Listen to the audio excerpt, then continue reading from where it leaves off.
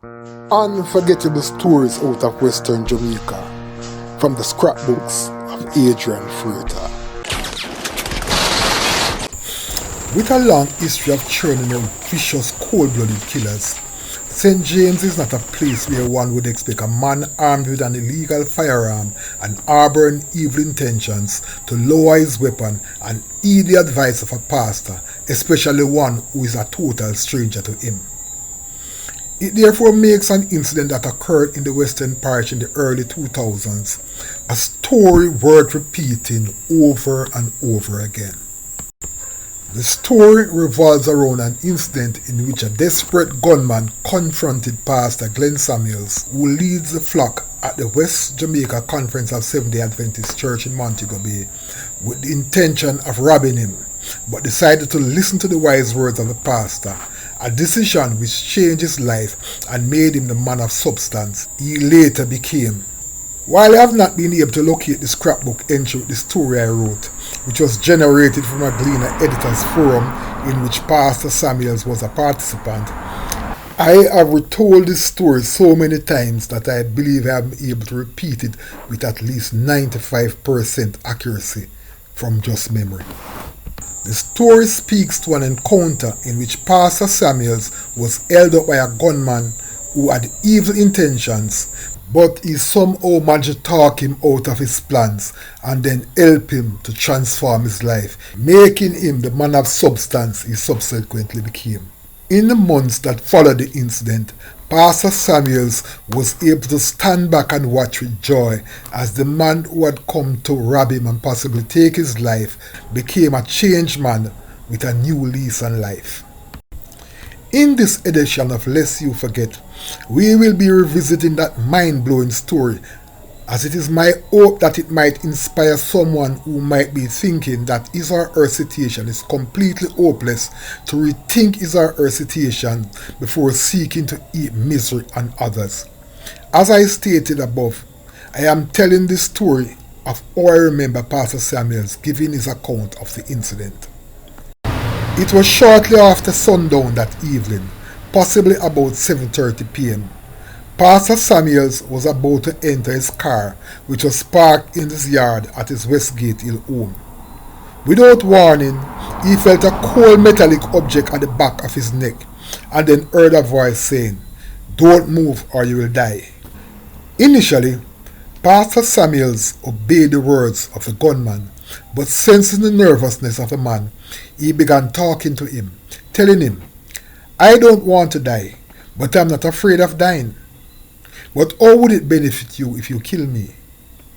Getting no response, the pastor continued, "Why don't you put away your gun and let us talk about your situation? Maybe I can help you." To the pastor's surprise, the man lowered the firearm and began to talk back to him. He told Pastor Samuels that he was once a hard-working man with good intentions, but he somehow lost his job and had fallen on hard times. He went on to state that he had decided to take up the gun because his 5-year-old daughter was very sick and he did not have the money to get her medical help. Samuels was supposed to be his first victim. Realizing that the man who had come to rob or possibly kill him if he resisted was not a man who wanted to be a criminal but was driven to the extreme because of his needs, Pastor Samuel decided to make a bold proposition to him. "Suppose I help you to get the medical help your daughter needs and help you to get back on your feet.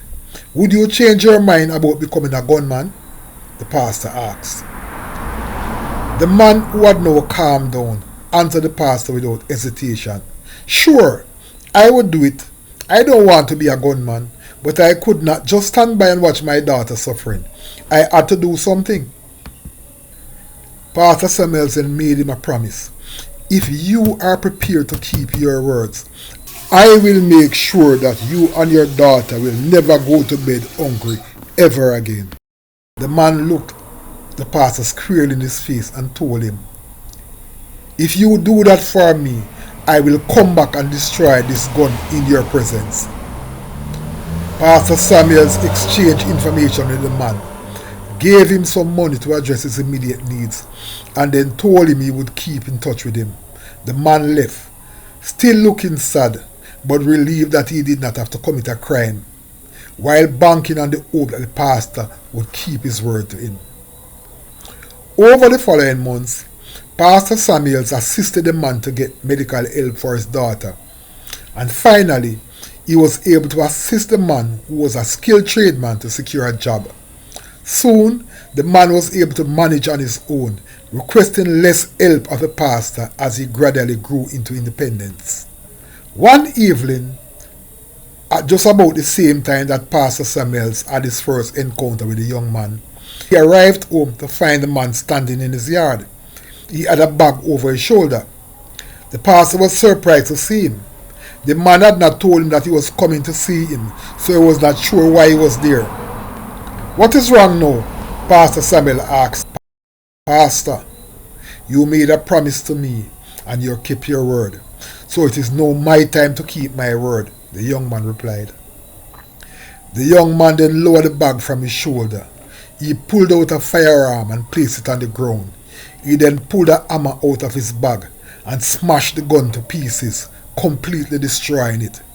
When he was finished, he had a satisfied look on his face.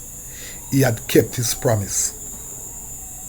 In recalling that story, it was definitely one of those unforgettable stories out of Western Jamaica. Unforgettable stories out of Western Jamaica from the scrapbooks of Adrian Freitas. Before you go, please remember to subscribe.